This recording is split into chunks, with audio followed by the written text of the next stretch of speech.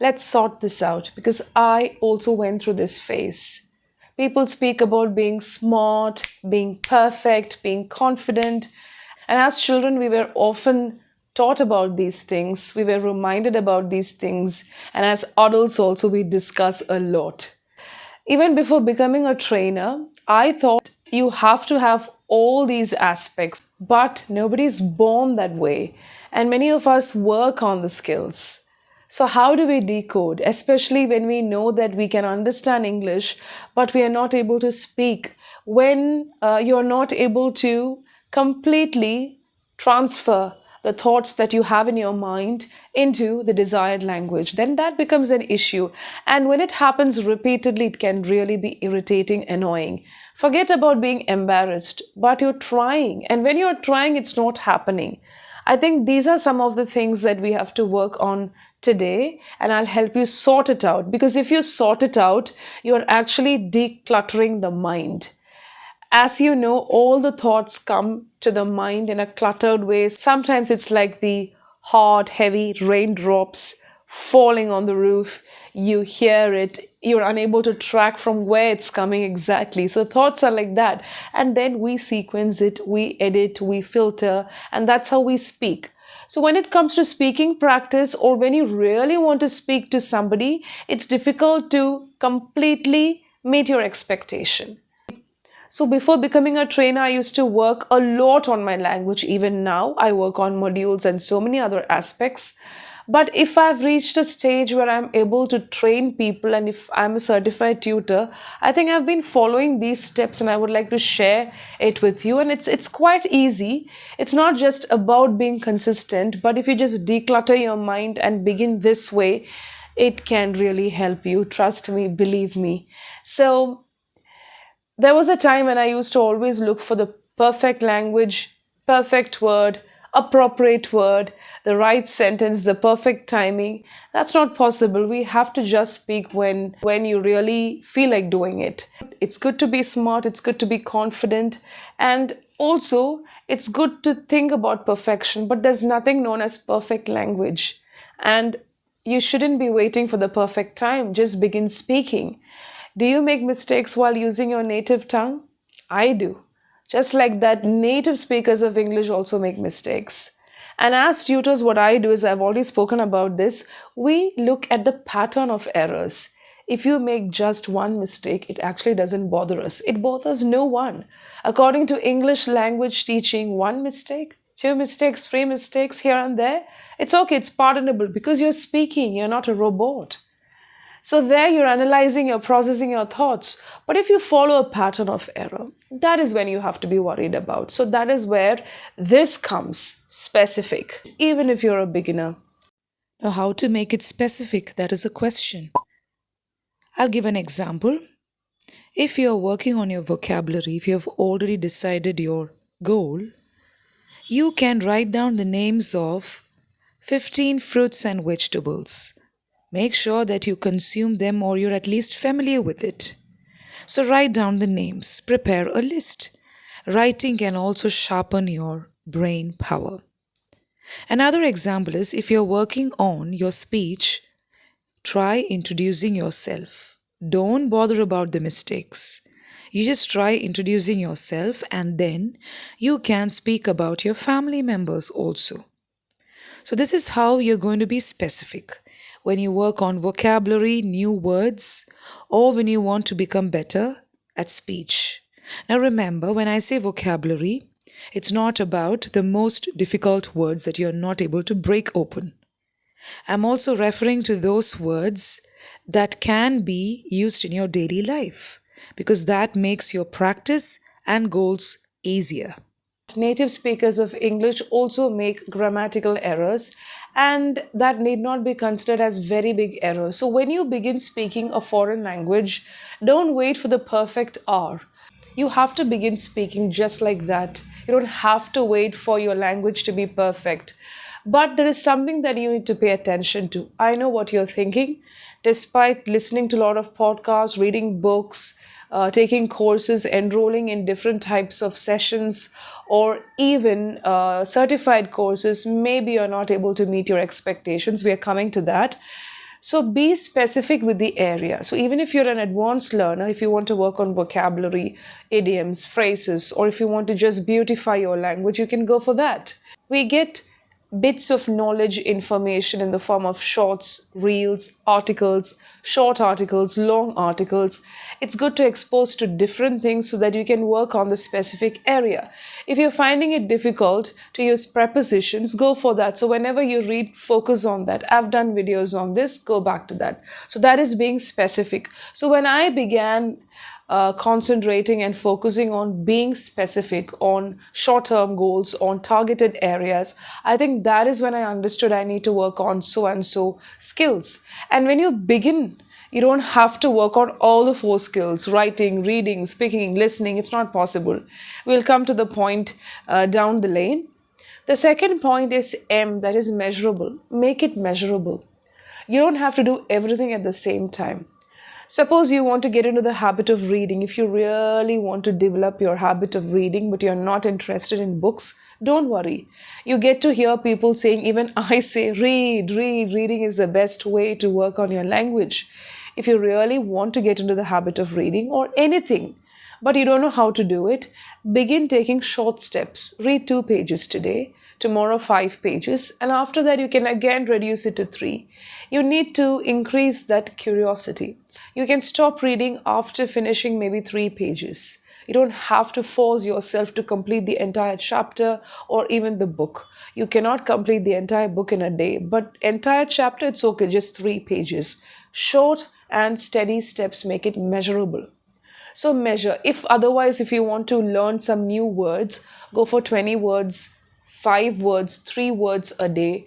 If you're not able to remember all the words, it's okay. Nobody's forcing you. The main agenda is to enjoy and use it properly in your language. So make it measurable. How much did I read? How far to go? How many words did I learn this month? How many books did I read? I know you get to hear people saying you have to read more books in a month. That's a different agenda. They are speaking about people who really want to read more and cover more books. It's more about the quantity. But now, if you focus on quality, later you can work on that level. If you focus now, because now your focus area is to get your sentences right, to get some information, to get into the habit of reading. This is connected to specific, being specific. So suppose you're working on your vocabulary, count. Books, count. Track your progress. So make it measurable. It's not about doing everything. Today you begin learning vocabulary. After 2 days you do something else without any agenda, without any objective. So what happens is by the end of the month you would have done so many things without keeping a track. That doesn't mean you don't have to read when you're working on your writing skills, or you don't have to listen when you're working on your speaking skills. You can do it, but measurable. Making it measurable really matters. Think of the possibilities and probabilities. We know how to make it specific. Now, how to make it measurable? Let's take the same examples. Suppose you have written down the names of 15 fruits and vegetables. How do I make it measurable? Imagine you have written down the names of 15 fruits and vegetables. Make sentences with each fruit and each vegetable. Of course, it works. Make short and simple sentences. You can also go for longer sentences, but begin with short and simple ones. Maybe on the 3rd and 4th day, you can go for the longer ones. Suppose you're working on your speech. Do you remember that you've already introduced yourself? You've also spoken about your family, right? You can count the number of sentences you created. You would have randomly introduced yourself. You would have randomly spoken about your family members or even introduced them. But try to count the number of sentences you made, cross-check, see if you want to add anything, see if you want to remove any of the unnecessary details. Of course, count the number of sentences. And then try speaking. That's about speech. And when you make sentences with fruits and vegetables, make sure that you make simple sentences and count the number of sentences also you've written. Write it down, because writing also helps you build, consolidate your skills. So you have decided the specific area, then you're going to measure, track your progress, decide on the number, and after that comes attainable. You don't have to tell yourself to do everything within 30 days, 1 week, 2 weeks. Stop comparing. It's more about purpose and pace. You can have a regulated, balanced pace, but check if you have met the purpose. Otherwise, it's going to be futile. You're going to simply waste your time. Do you want to end up that way? Never. So it's more about attaining, make it attainable. Think about what is possible with your schedule, with whatever you have, but let it be productive. Next point is making it achievable, attainable. You've been working on the names of fruits and vegetables. Let's take the same example. You would have counted the number of sentences from the previous point. So this is connected, this is interdependent. Now spare 15 minutes every day to improve your sentences. You would have made 10 sentences. If you're working on your speech, you would have created at least 15 to 20 sentences. It doesn't matter. But now spare 15 minutes or 20 minutes daily. This is the minimum time limit that I've given so that it is attainable. Instead of saying I'm going to study for 1 to 2 hours daily or I'm going to spare 5 hours for learning English, just spare 15 to 20 minutes or at least 30 minutes if you have more time to sharpen those sentences, to make those sentences simply better. And that's how you create your own attainable goals. You will notice that you're becoming better in the long run from being specific to becoming measurable, then also attaining those goals. But it's more about making use of whatever you have at hand, the efficiency of doing it, and also looking at the attainable aspects of learning. Be thankful for whatever you have achieved, and then you can go for the long term goals, the short term goals. The last point is relevant. This is a very important aspect because you have to choose relevant areas. Remember, you began working on fruits and vegetables, and you'll find that you're much better now. Make sure that you make use of those names that are relevant, commonly consumed by you, or commonly used by people in your locality, in your state, or even in your country. Choose such fruits and vegetables till you become confident or till your sentences become better. Suppose you're working on your speech. If you have been able to introduce yourself, if you have been able to speak about your family members also, make sure that you are able to do it in front of your friends or even your co-learners. It should be relevant. The topics that you choose should be relevant.